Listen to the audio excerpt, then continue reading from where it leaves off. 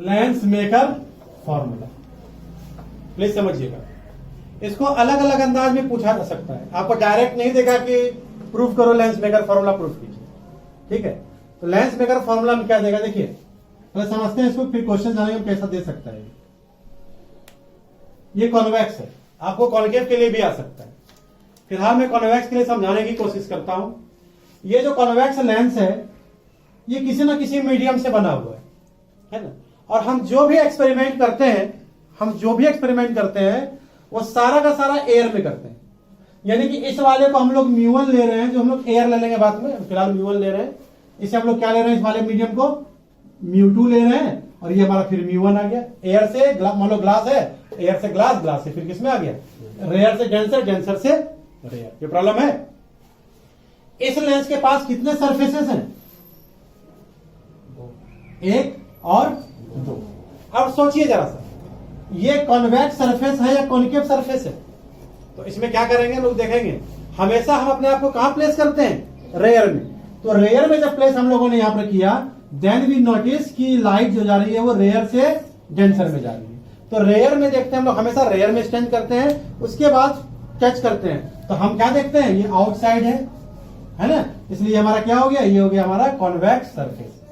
अब फिर अब चलते हैं दूसरे में। इसमें जब लाइट इसके रेयर से डेंसर में एंटर किया, क्या होगा, वो डेंसर से फिर रेयर में जाएगा। तो हम हमेशा फिर अपने आप को क्या करेंगे, रेयर में ले लेंगे और फिर टच करेंगे। अरे ये भी कॉन्वेक्स हो गया, यानी दोनों साइड से क्या हो गया, कॉन्वेक्स हो गया हमारा, है ना। यानी कि ये है convex surface from both side. यानी अब ऐसा जा सकता है, वो बोल देगा बाई कॉन्वेक्स बोल देगा, कुछ भी बोल सकता है वो, प्लीज ध्यान रखिएगा। अब देखिए क्या है, अब यहां पर हमने जो बनाया, इस डायग्राम को मैं थोड़ा सा फिर मिटा करके फिर एक ढंग से बनाना चाहता हूं। प्लीज ध्यान से देखिएगा कि हमने क्या किया, एक ले लिया यूं और एक ले लिया थोड़ा यूं। प्लीज देखिएगा, बोले फिर वो भी, ये भी कॉन्वेक्स है, वो भी कॉन्वेक्स है, लेकिन वो जो आप देखे होंगे दोनों का सरफेस लगभग एक जैसा है, दोनों का कर्व एक जैसा है, यानी दोनों का सेंटर रेडियस होगा वो एक जैसा है ना। इसको बोलेंगे हम लोग, उस वाले को बोलेंगे इक्वी कॉन्वेक्स, मतलब दोनों साइड में क्या है, वो इक्वल रेडियस है। लेकिन यहां पर जब आपको देखने से लग रहा है इसका रेडियस थोड़ा छोटा और इस वाले का रेडियस थोड़ा बड़ा है ना। तो इसका इस वाले कर्व का देखिए, इधर का रेडियस देख रहे हैं, है कि नहीं है। मान लीजिए ऐसा है और एक ऐसा है, इसका रेडियस देखिए कितना छोटा हो गया और इसका रेडियस देखिए कितना बड़ा हो गया, है कि नहीं। तो अब देखिएगा, मान लिया सरफेस हमारा ए P1 B और ये है A P2 B, दो सरफेस हमारे पास है। ऑब्जेक्ट को रखा हमने यहां, ये है रेयर मीडियम, ये है डेंसर मीडियम, फिर ये आ गया हमारा रेयर। तो चला ये रे चला, हमारा ऑब्जेक्ट यहां है, ऑब्जेक्ट से रे चला, तो इस कंडीशन में क्या हो जाएगा, वो इधर चला। वो जब इधर चला, देखिएगा अगर ये सरफेस ना होता तो वो सीधा कहां चला जाता, वो सीधा यहां पर इमेज बना देता, पहला वाला सरफेस इमेज बना देता कहां पर, I1 पर, ओके। लेकिन यहां पर जैसे फिर वो डेंसर से रेयर में आएगा, फिर वो अवे फ्रॉम द नॉर्मल जाएगा, मतलब उसका फाइनल इमेज बन जाएगा यहां पर। फिर प्लीज ध्यान से देखिएगा, पहले वाले सरफेस के कारण इमेज बनता यहां, लेकिन दूसरा सरफेस ने अपने रोल को प्ले किया और वो इमेज कहां बना दिया, थोड़ा और, मतलब और इसको कन्वर्ज कर दिया। इसलिए यही कारण है, जब रे जाती है, जब पैरेलल रे कुछ भी ले जाइए आप, ये हमेशा क्या करती है, रे को कन्वर्ज करती है, इसलिए इसका एक नाम कन्वर्जिंग लेंस भी है, ओके। अब आगे देखना बेटा ध्यान से, ऑब्जेक्ट चला पहला वाला फॉर सरफेस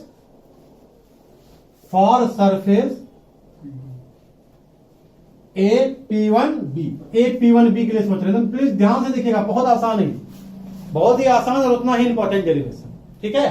तो for surface A P1 B हम लोग क्या देखते हैं, प्लीज ध्यान से देखिएगा, इसके लिए ऑब्जेक्ट डिस्टेंस तो ये हो गया और इमेज डिस्टेंस का क्या हो गया, इमेज डिस्टेंस इसका ये हो गया। समझ रहे हमारी बात को, ऑब्जेक्ट डिस्टेंस ये हो गया, इसका इमेज, इस वाले को हमें भी इसको भूल जाते फिलहाल, इसका इमेज कहां बनता, अगर ये सरफेस ना होता तो यहां बनता, इसका इमेज क्या हो गया।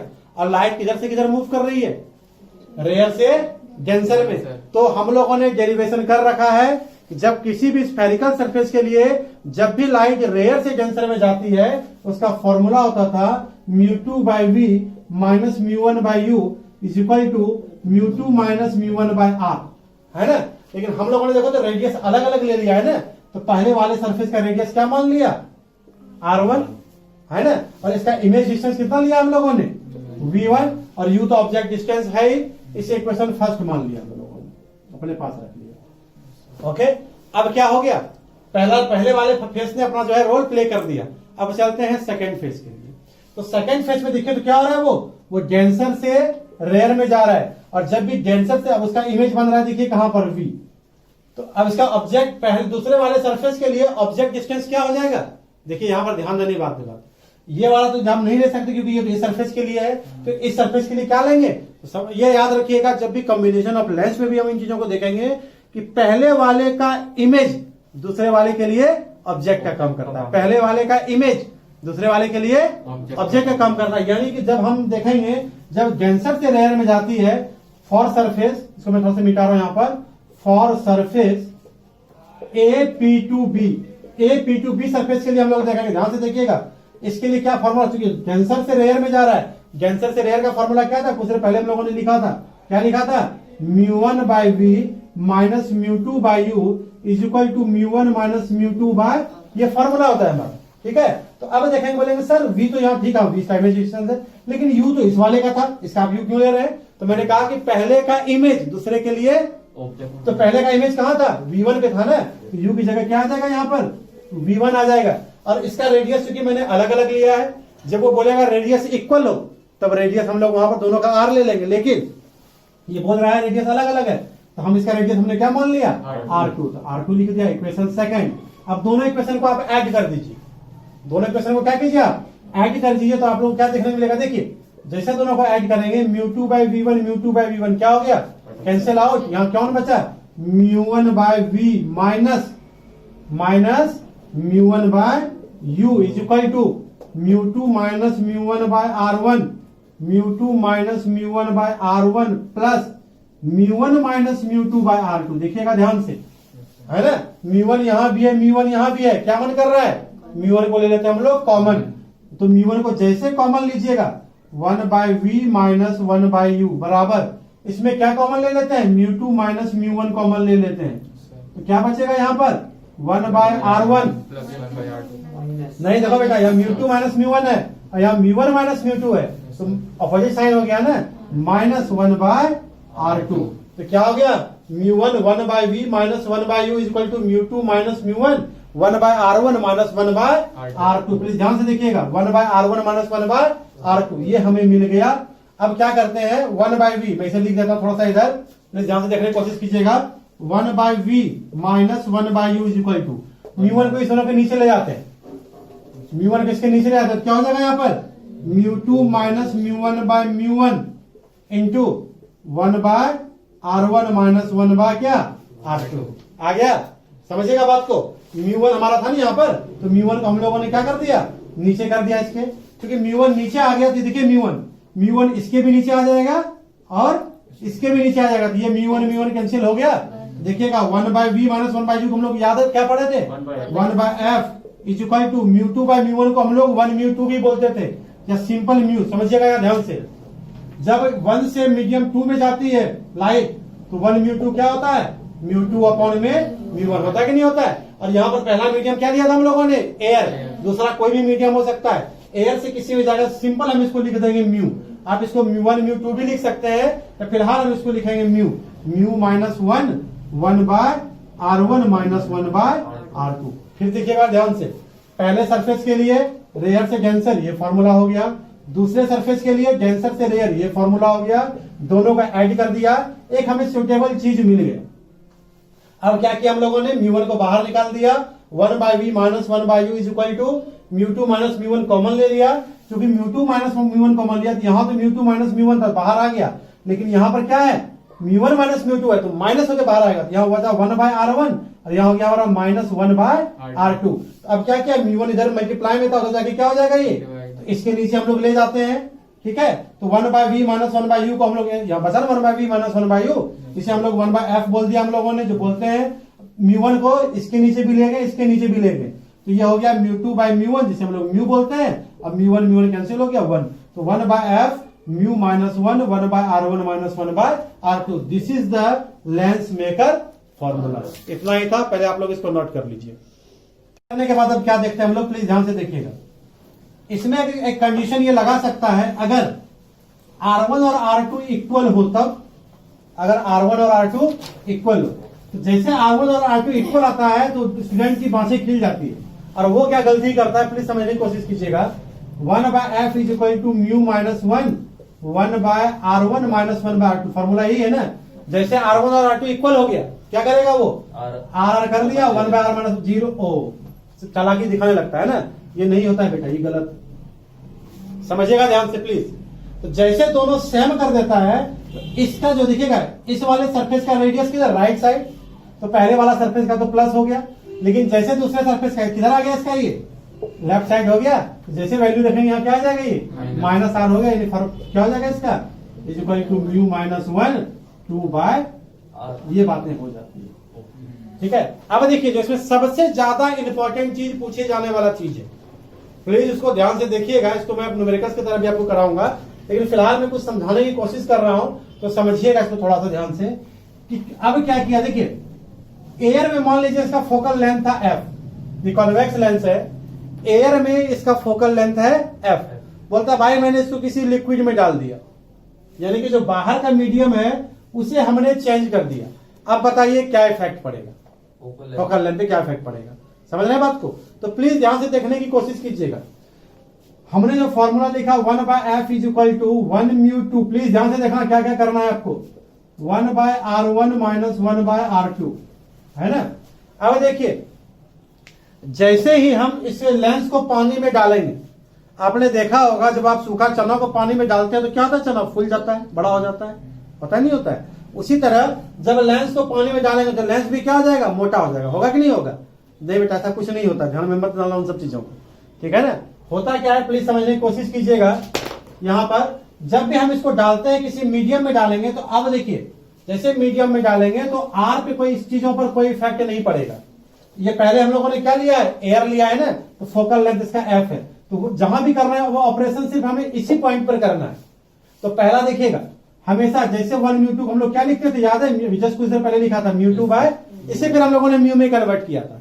तो पहला जो मीडियम है वो क्या है हमारा, एयर है। तो म्यू 1 एयर का रिफ्रैक्टिव इंडेक्स कितना मानते हैं हम लोग, या वैक्यूम का कितना मान लेते हैं, 1 मान लेते हैं, तो छोड़ दिया, म्यू 2 माइनस 1 आ जाएगा। लेकिन जैसे ही हम उसको दूसरे मीडियम में एंटर कराएंगे, इंक्रीज होगी इसमें, देख लेते हैं। जैसे ही हम लोग क्या करेंगे, किसी मीडियम में हम लोगों ने एंटर कराया, अब देखिए क्या हो जाता है, mu 2 by mu 1 minus 1/R1 minus 1/R2, दोनों को हम लोग कर देते हैं डिवाइड, दो इक्वेशन मिलेगा। यही करना है, जब भी कंपेयर करना होगा तो यही करना है। दोनों को हम लोगों ने कर दिया डिवाइड, देखिए क्या आ गया, 1f, देखिए यहाँ पर 1/f अपॉन 1/f, ऊपर चला गया, तो FM/f इज इक्वल टू क्या हो गया, म्यू 2 माइनस 1 अपॉन में म्यू 2 माइनस अपॉन में म्यू 1 माइनस 1, ये दोबारा कैंसिल आउट हो गया।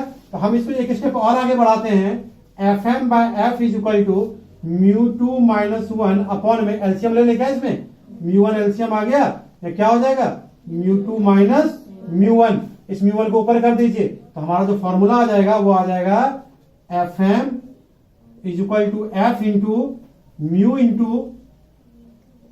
1 है हमारा नीचे ना, mu 1 into mu 2 minus 1 upon में म्यू 2 माइनस म्यू 1।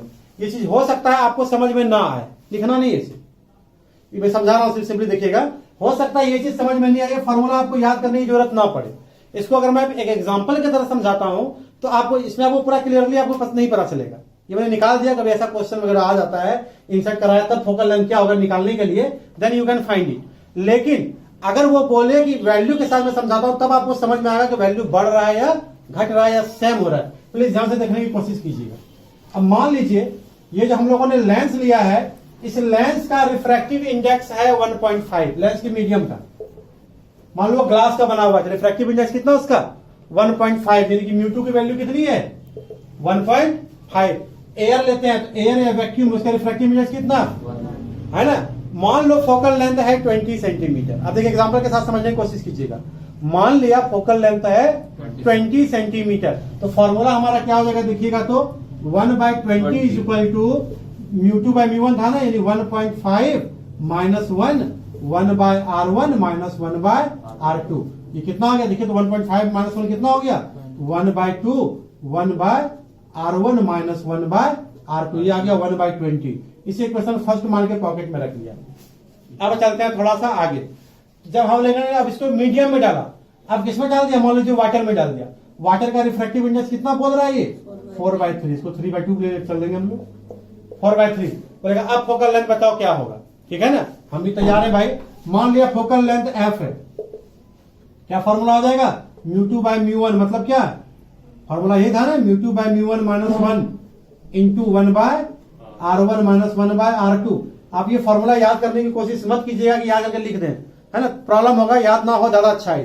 तो अब क्या करेंगे देखिएगा, तो μ2 की वैल्यू कितनी है हमारे पास, μ2 बेटा 3/2 और μ1 की वैल्यू कितनी है 4/3, ऊपर चला गया और 4 2 8, यानी क्या हो गया 1/f is equal to 9/8 -1 1/r1 -1/2।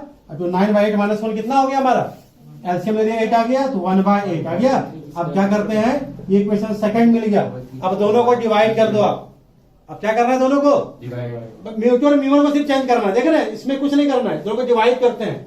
1/20 को नीचे डिवाइड कर देते हैं, इज इक्वल टू 1/2 अपॉन में 1/r1 -1/r2। ये और ये क्या हो गया 2 कट गया 4 टाइम्स में, और 20 ऊपर चला गया, तो 20/f किसके बराबर हो गया 20/f हमारा बराबर हो जाएगा यहाँ पर 20/f is equal to 1/4। Cross multiply कर देते तो f इज इक्वल टू कितना हो गया 80।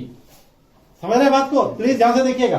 तो f इज इक्वल टू हमारा आगे 80, पहले क्या था फोकल लेंथ, अब क्या हो गया, यानी कि जैसे अगर हम मीडियम को चेंज करते जाएंगे और जैसे जैसे उसका रिफ्रैक्टिव इंडेक्स बढ़ाते जाएंगे तो फोकल लेंथ भी क्या हो जाएगा हमारा बढ़ता जाएगा। प्लीज ध्यान से आप देखिएगा, नोट करने वाला चीज ये है, इसको लिखना नहीं है, समझिएगा। न्यूमेरिकल जैसा बहुत सारा आपके पास आएगा, इसमें हमें क्या ध्यान रखना है कि मीडियम को अगर हम चेंज करेंगे, प्लीज ध्यान से देखिएगा, मेन वाला चीज है हमारा, ये म्यू था हमारा μ2 था, और ये पहले हमारा एयर था तो 1 था, μ1 जिसको बोलेंगे।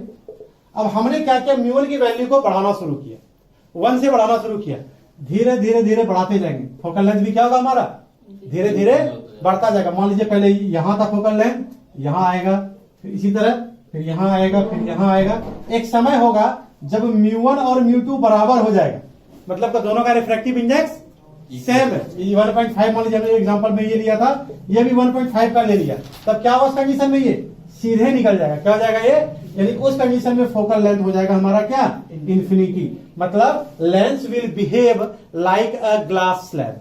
एक सिंपल स्लैब की तरह लाइट आया और चुपचाप सीधा निकल गया, समझ रहे बात को। यानी कि क्वेश्चन पूछेगा अगर हम म्यू की वैल्यू को बढ़ा देंगे तो फोकल लेंथ पे क्या इफेक्ट पड़ेगा, तो फोकल लेंथ बढ़ेगा, है ना। फिर पूछेगा